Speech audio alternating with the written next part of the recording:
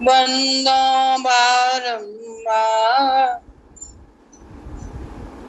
जिनकी कृपा कटाक्ष ते रीझे नंद कुमार। जिनकी कृपा कटाक्ष ते रीझे नंद कुमार।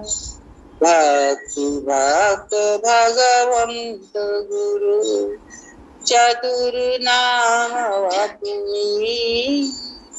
इनके पद वंदन किए नाशत विज्ञानी।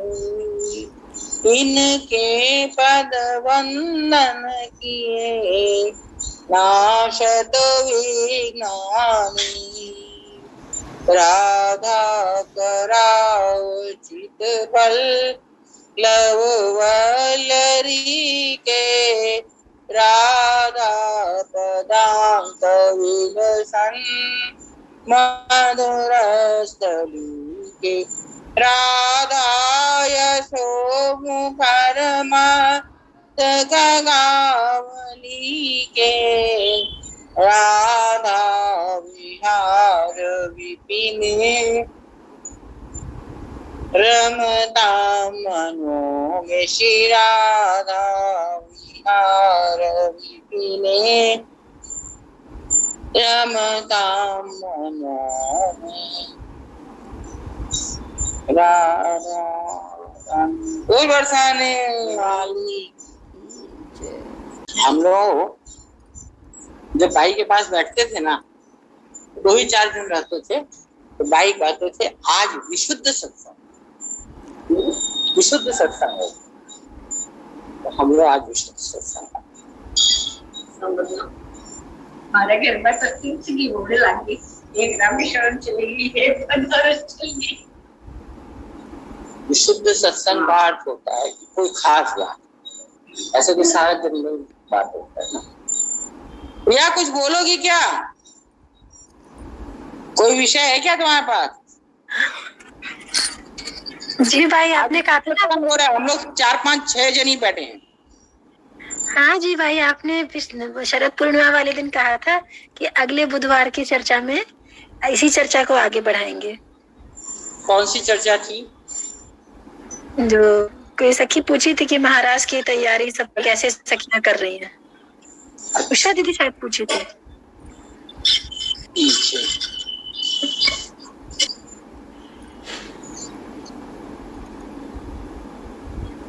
हम लोग शरद पूर्णिमा को जो सत्संग किए थे ना, उसमें लोग बोली, तो हम बोले कि अब शरद का तो रास रात में ना होगा, अभी हम उसके विषय में कैसे बता सकते हैं?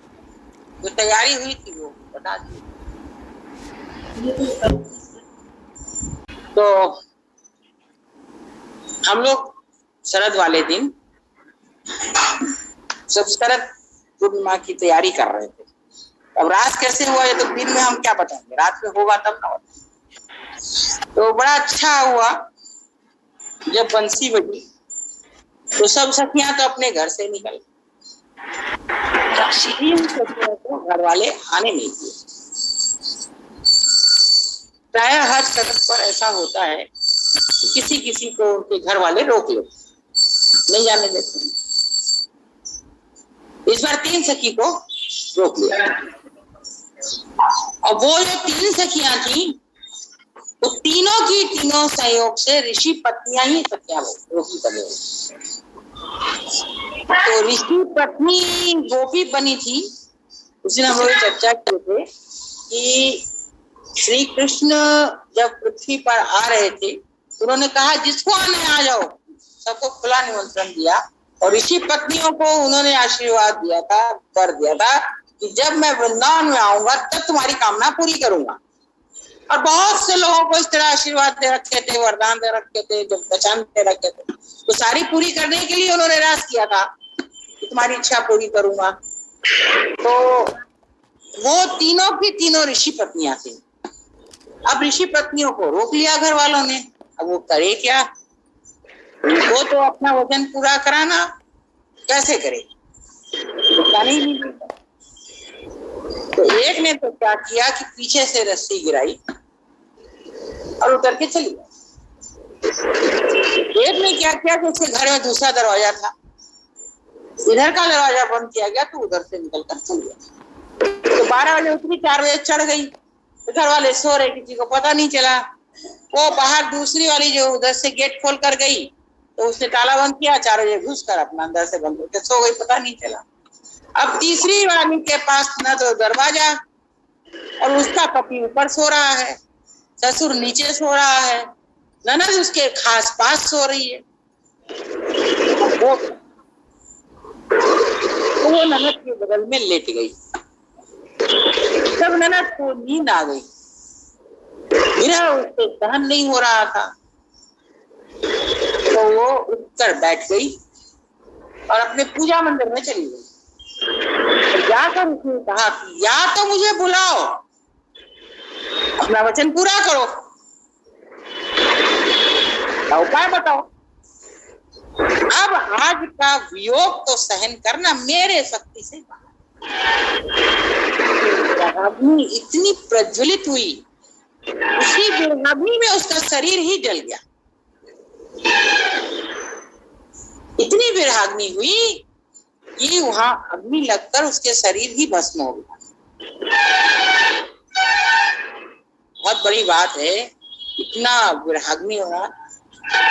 हर वक्त विराग्नि हुई तो शरीर का पात हो गया, शरीर यहाँ रह गया, पर उसका तो विराग्नि की सीमा पार कर गई और उसका शरीर भी जल के राख हो गया। सवेरे सब घर वाले अच्छा उधर उसको छोड़िए। अब उधर जो है सो ये तो सब गोपियां अपने घर से निकल कर पहुंच रही हैं। इसको तो निकल कर जाना, रास्ता भी तय नहीं करना है, तो ये वहीं पहुंच गई। ये सबसे पहले वहां दिख पड़ी।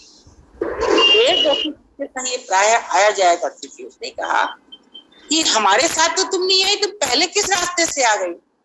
तो मुस्कुराने लगी, जवाब कुछ नहीं।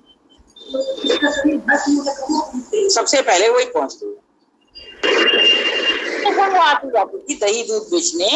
उसने कहा हरदम तो तुम मेरे साथ आती थी, आज तुम अकेली यहाँ पहले कैसे पहुंच गई? तो मुस्कुरा कर रह गई, उसको क्या समझावे।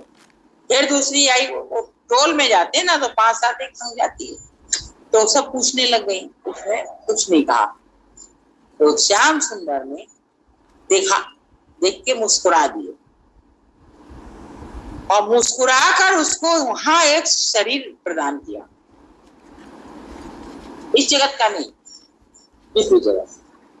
उससे वो यहाँ रास में साथ नहीं, उससे उसको सीधे निकुंज भेज दिया। रास निकुंज में नहीं होता, वहां तो जैसे नृत्य होता है, यहाँ एक गोपी एक कृष्ण, एक गोपी एक कृष्ण, ये वृंदावन में होता है। और वहां पर नहीं, वहां पर की गोपियां कभी श्री कृष्ण से निज सुख की कामना नहीं करती। वो तो प्रिया जी को रास कर रही है, उसी में मस्त है, तो इसलिए इनको सीधे वहां भेज दिया। जब विराग्नि हो गई तो अब इनका तो एकदम शुद्ध हो गई ना, अभी तो यहाँ के लायक रही नहीं ना, जगत के लायक, इसको सीधे वहां भेज दिया। इसका तो वहां प्रवेश हो गया। अब यहाँ से कृष्ण जो है ये प्रसन्न हो गए। एक गोपी तो आज शरद पूर्णिमा के दिन सीधे पहुंच गई चाहती तो श्री कृष्ण को। अब जो 2 सखियां पीछे से आ रही थी, उनको विलंब हुआ, रास प्रारंभ हो गया। अब वो आई तो श्री कृष्ण मुस्कुराए, मुस्कुरा कर पूछे कहाँ आती? वो भी कम नहीं होती है, तिहारे डी खाती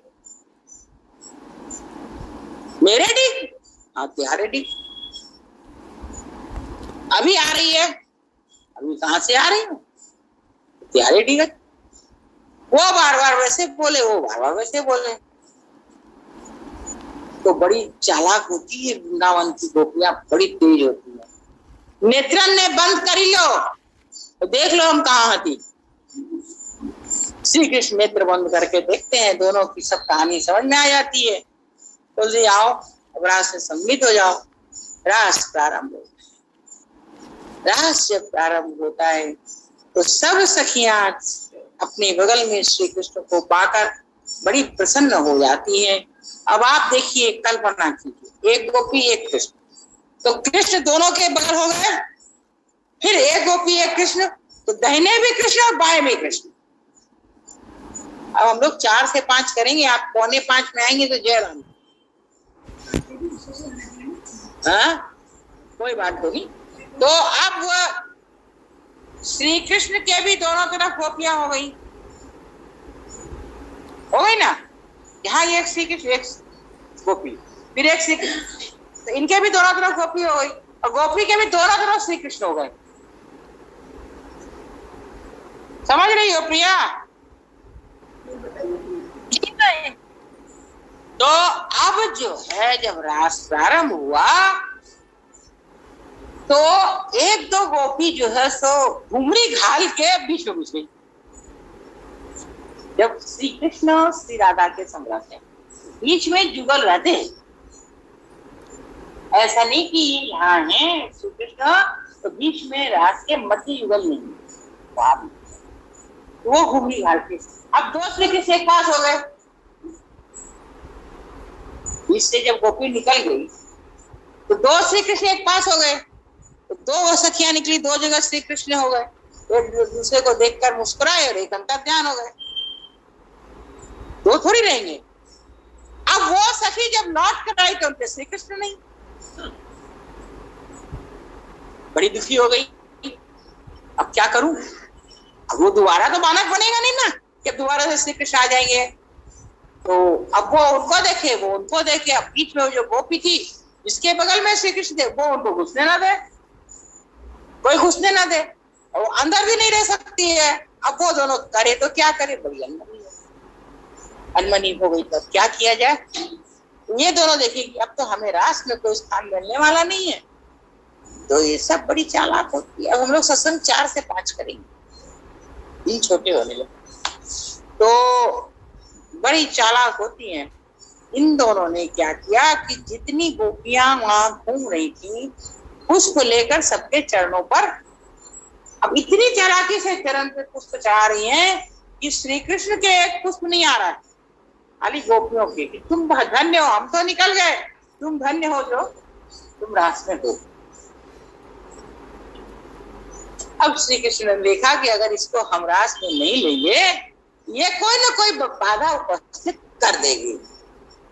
तो श्री कृष्ण मुस्कुराए और मुस्कुरा कर फिर अपना एक निज स्वरूप प्रकट किए।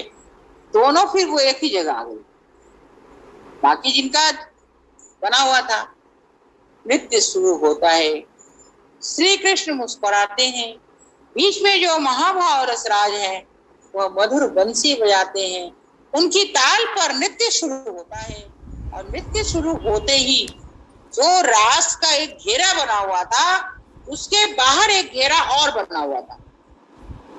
उसमें गायन वादन और एक सखियां बैठी हुई।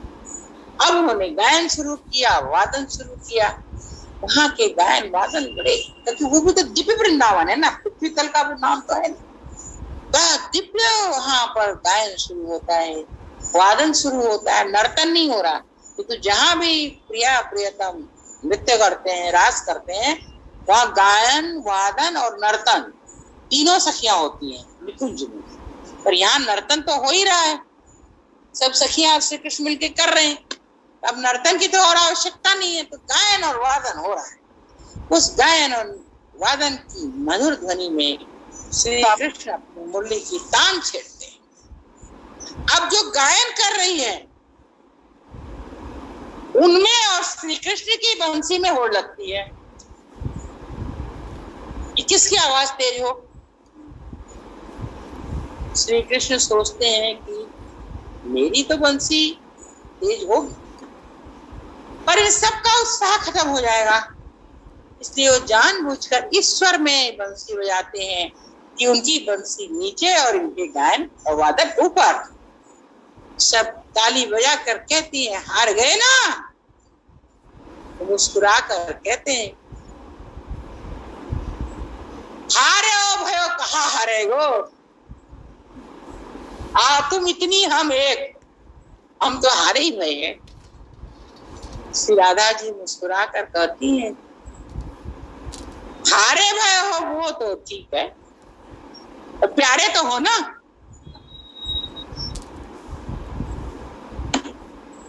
हारे भय से क्या लेना देना, वो तो प्यार था। तो उनको उम्मीद नहीं थी कि ऐसा उत्तर मिलेगा।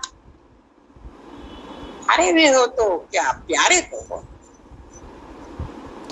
अब जो है सो रास प्रारंभ होता है, नृत्य गायन वादन होता है, 4 बजे तक रास होता है।